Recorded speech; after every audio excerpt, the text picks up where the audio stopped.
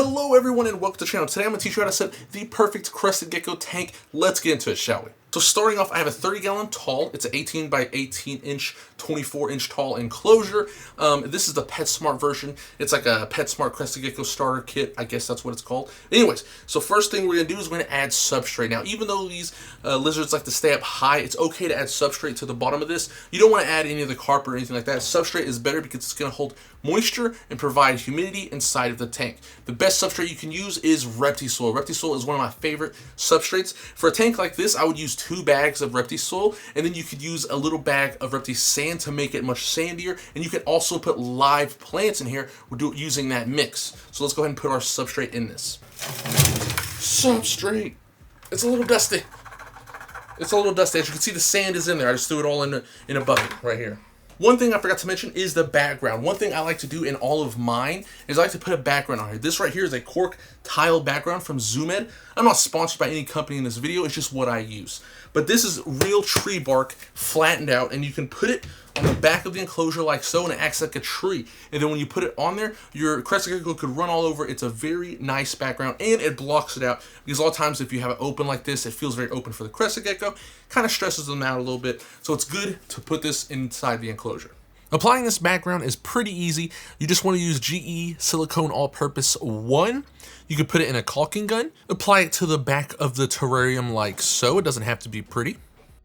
Then just lay the cork bark onto the back like so, and then I put bricks on top. You want to put something heavy on top of this, so that way it pushes it down on the silicone, and it doesn't like pop up or doesn't have a space in between the silicone and the cork bark. I just put a bunch of bricks on there, leave it for 24 hours in a well-ventilated area, and bam, you're done. So one thing I see that everyone gets wrong is they don't provide enough climbing opportunities for your Crested Gecko. Crested Geckos love to climb. They're found in the trees in the wild. They're always on branches, vines, and you can use vines or you can use tree branches. You go online and find some. It doesn't matter. I have some of these vines right here linked in my Amazon storefront under Crested Geckos. Doesn't matter which brand. The Exoterra's waterproof. The Flukers are cheap. It's like $5 for a 6-foot vine. It all works, but you're going to need a lot of these. I like to go outside, get oak trees, cut them off. If they're alive, you cut it off. It's usually fine. There's no bugs on there. You could bake it in the oven for 250 degrees for 2 hours to kill any bugs on here if you want to do that. But anyways, you get your oak trees, you start just lining them up like a tree, basically, and just provide climbing opportunities. You need climbing opportunities for your Crested Gecko. And what I like to do is I like to get these cork bark rounds because they kind of look like tree limbs. These are pretty cheap online. I get mine on Pangea Reptile. They're like $10 for one of these size right here. I know, right? If you go to PetSmart or Petco, this is like $30 for something this size. Even some other stores, very expensive. Pangea Reptile, very cheap, works wonderful. Giant cork bark, hollow. They can go inside here, hide. It's amazing. I'll put that in the substrate.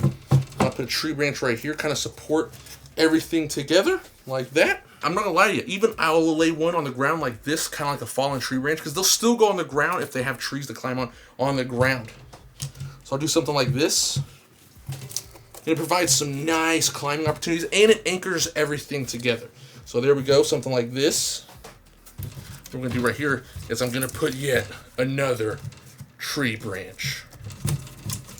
Now our branches are in here. The next thing we're going to do is we need to add some plants. You could add some, what's this slap me in the face? You can add some real plants or you can add fake plants. It's up to you. These I got on Amazon. There's some Flukers. It's a reptile brand. They're safe. This is fake pothos. You can use real pothos, and I'll explain how to grow plants inside of an enclosure, but this fake stuff works as well. And you can start wrapping this all around. You do want kind of a lot of this because they do like to hide in the leaves and stuff, just like any other kind of reptile. You just wrap it all up in here like crazy. You know, however you like, however you want, just start wrapping it up. And then, next thing you can add is the food bowl, like right here. Most of these are suction cups. They go onto the side. Sometimes they hang off of branches. I usually put it somewhere where it's easy access. Right here, I'm going to put it right here along the side. It's easy access. You don't really have to worry about too much because once you put it there, they'll come down, they'll eat. You could make sure it's somewhere where you can get to it easy. That's pretty much what it is. So I'll put it down here. Screw it into place. There we go. All right, then we come. I'm gonna put it on just like that. Bam! Easy access. You can put your food bowl, your water bowl, and that way when you go change it, it's just right here. You don't have to worry about other stuff, you know, being way back here or being back here.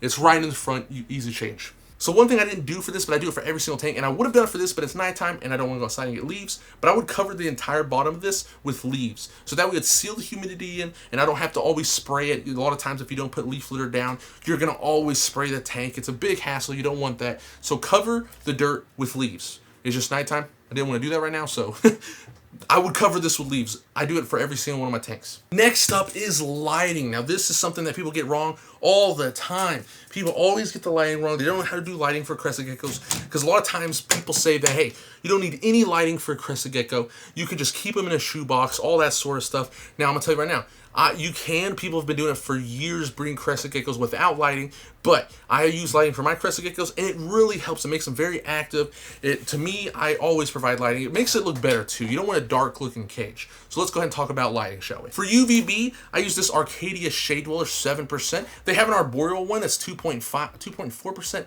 I can't remember, but I use the Shade Dweller here anyways, because most of the time these tanks, especially one like this, it cuts the UVB down by a lot. So getting 7% for this is perfectly fine, and you want to make sure that your stuff is not too close. We'll talk about that as well, but I will get the UVB, and then I'll just put it right here. Next up after the UVB is heat. Something that I don't even use heat for my crested geckos, but it's because my room that I'm in right now is pretty hot. Right now it's 75 degrees. During the daytime it gets to 80 degrees. It's a reptile room. It gets very hot. My crested gecko loves it around 80 degrees, 78 degrees. That's her perfect temperature throughout the year. In the wintertime it does get much cooler than that, but a lot of times people, they keep their crested geckos at room temperature because everyone says, hey, room temperature is perfectly fine. But some people's room temperature is pretty cold. If your room temperature is 68 degrees, I would say go ahead and use a heat lamp. But you want to use a very low wattage heat lamp. Right here is a 25 watt bulb. You want something around that. Something that produces very low heat, because you don't want the heat side of this tank to get above 85 degrees. Above 85, they really don't like it. It could kill them because it could overheat them once they get to hotter temperatures. So you want to keep it below 85, and you can regulate that with the thermostat. Put a thermostat up in here, plug your heat lamp into it, and then you could regulate those temperatures. So if it ever gets to 85 degrees, it'll just shut it off. But to raise those temperatures, if you live in a colder area, you live in Alaska, you live in like Montana where it's really cold, and you want to raise those temps inside the tank because it's just too cold, a heat lamp is the way to go. But really, this is just going to raise the internal temperature of the tank just by a few degrees, and that's what you want. And like I said, you don't want temps above 85 degrees, and how you can monitor these temps is you're going to need one of these. You're going to need a thermometer like this right here. This is a Govee. I'll have a link in the description as well. I put a command strip on the back of this. It's a digital. It shows the humidity and the temperature, as you can see right here. Like I said, my room is very hot, but what we're going to do is we're just going to put this around the back of the terrarium or on the wall somewhere in the terrarium, so that way we could read this and make sure it doesn't ever get above 85 degrees. The second thing you're going to need is only if you use a heat lamp. Again, if you use a heat lamp, you do need a thermometer gun, so that way you can make sure that in the tank, right below the heat lamp, whatever is below the heat lamp, like this little piece of tree right here, you have to make sure it doesn't get above 85 degrees. As long as it doesn't get above 85 degrees, you're totally good. But this is why you need a heat gun. And another sure way that you make sure the temperature inside your tank doesn't get above 85 degrees is to use a thermostat. One of my favorite thermostats to use is the Zilla thermostat. If you plug this up, if you plug your heat lamp into the thermostat and you put the probe inside the tank, you can set it to 85 degrees. So if it gets to 85 degrees inside the tank, it just shuts off the lights for you, and you don't have to worry about it overheating your gecko. But you do always want to make sure it doesn't get too hot in the tank. That's why you need this thermometer gun. If you want to grow plants inside of the tank, say you want to like put some live plants in here, which you totally can. I do it in all of my enclosures. So you want to put some live plants in here, and you're like, I'm going to kill the plants, it's not going to grow. How you make sure your plants don't die is you need light. Plants need light. That's just what they need. Light. They need light. They need the sun. But what you can use is an LED light. Any type of LED light will brighten the tank up and it will grow your plants. I use these ones right here for all of my tanks. This is just a Hyper Tough from Walmart. I think I'll have it linked around my video. Like YouTube has like this thing where I can just link it straight from Walmart.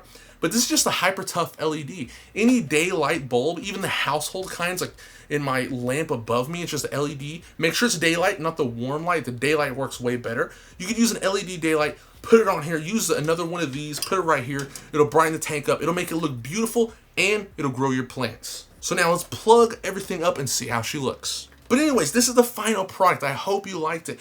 It came out great in my opinion. It looks amazing. It's great for any crested gecko of any age. You could put a baby in here. You could put an adult in here. It will work for them and they will love it.